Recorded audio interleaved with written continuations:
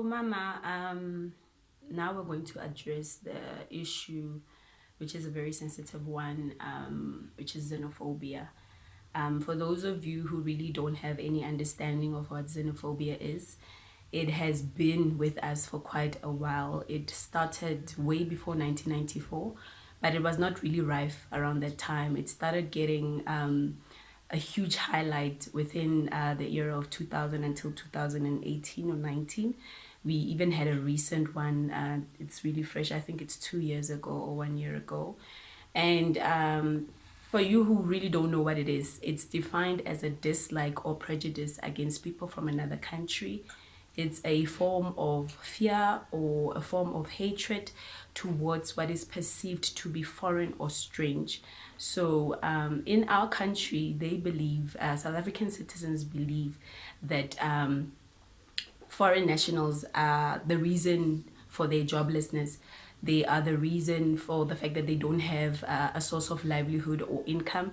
They believe that they benefit more rather than South African citizens in terms of the benefits that government actually give to them. But I want to find out from you with the cause that I just mentioned in terms of foreign nationals stealing South African citizens' jobs. What is your take on this topic, and do you believe that it's true or false, and why? Okay. Yeah. That's really hating bazalwane. You know, we are all children of God. We are all born in the image of God. And God sees us as one. But we as human beings, we don't love each other. The issue of xenophobia, it is not, I will address the one that is in South Africa. You know, we had different tribes in South Africa. And when I grew up knowing that my father didn't like the Tsonga people. He swore that none of his children will be married to a Tsonga. You can see where this thing come from. So what more of foreign nationals, you know? And I remember I was telling my husband that I don't really think that if my father was alive, I don't know, maybe that would be the grace of God. He would have, you know, agreed to our marriage. But the thing that foreign nationals are stealing, they're stealing the job, they are taking away the wives, they are doing all those sorts of things. For me, is just something that is not true. First of all, why am I saying that? Nigerians, they are business people. They don't believe in working for someone else. So, secondly, they are hardworking people, foreign nationals. And one thing that surprises me, if somebody says they are taking their job, how do you employ somebody who doesn't have a work permit?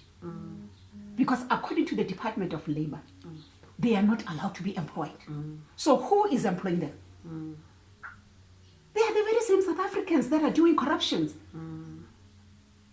They are not begging for the job because they know that their labor is cheap. That's how they take them. So it is a give and take issue. It is not like, yes, they are here to steal to take away the jobs for South Africans. No. South Africans, this is their country. If they want to, how can I say, if they want to grow their economy, they should have skills. Because this foreign nationals, they are skilled. There's one thing that we cannot take away from them. Most of them, they are the ones that are doing, go out there, you see them, they are mechanics. They are engineers. If you see them maybe in companies, they are engineers. Or doctors. They are doctors. You know, they are skilled. So this thing brings about hatred. But we need to come to terms that these are our own brothers. for me, yes, I know that some people, they like to reason that these people, they took care of us during the time of apartheid. But that is not important.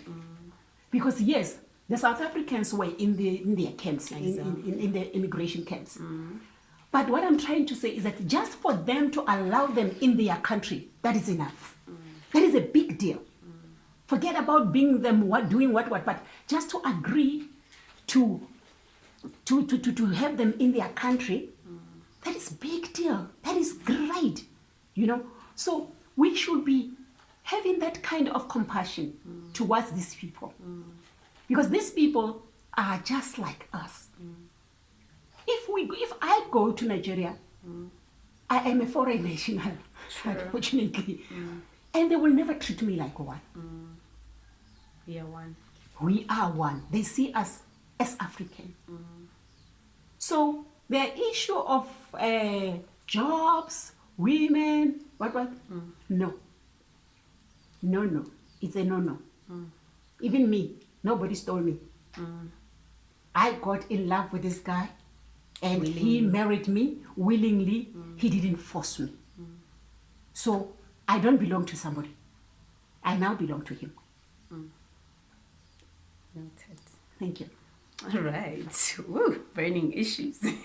So I want to find out from you, with the first xenophobic attack that happened in South Africa, what were the conversations that the two of you were having, and what impact did it have on your relationship? And lastly, what was Daddy-O's reaction to all of this that is happening, because this is a serious social ill that we're still trying to deal with till today? Yeah, this thing, it really took a toll in our relationship, because it brought a lot of fear. Every time I will imagine people maybe entering our house, demanding for him. I had so many thoughts of fear. And I was also fearing for him, because one thing about my husband is that he's a very generous person. He's a very loving person. He loves a lot of people, and he is well known in the area where we are living at, because he's a man of God. And I mean, starting from the traffic officers, you know, everybody knows Mothoa-Osidje, you know. So I said, it's not difficult to find him. When they started banning them, when they started torching their businesses, doing this, because my husband was in the business of selling cars. And that's how he also get to know more people. It was really strenuous, very strenuous, to an extent that we had to make some very drastic decisions. Because it was not for myself. It was for his family, for my children as well. You know, his friends, you know, everybody who was concerned, they will call every night to find out if we are safe, you know. And we have decided that, you know what, I think it's time that we relocate.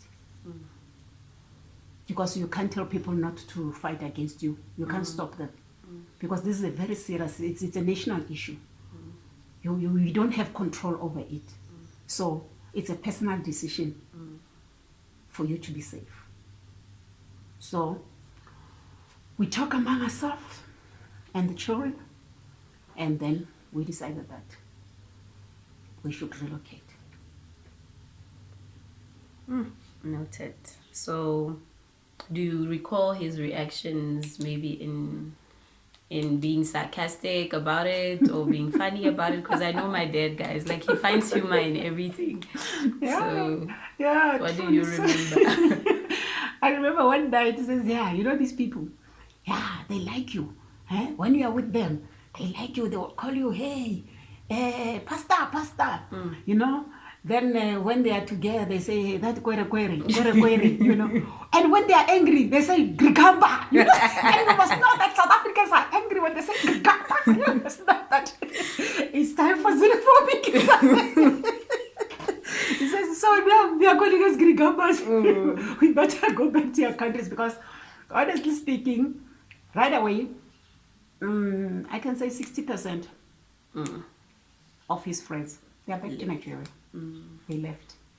Yes. Yeah, guys, so it's a really, really sensitive issue, and I really, really hope this country can just get it together because there's no such a thing. They're really making something of a hoo-ha that doesn't exist because of their own personal vendettas, and I really feel like we really need to bring this thing and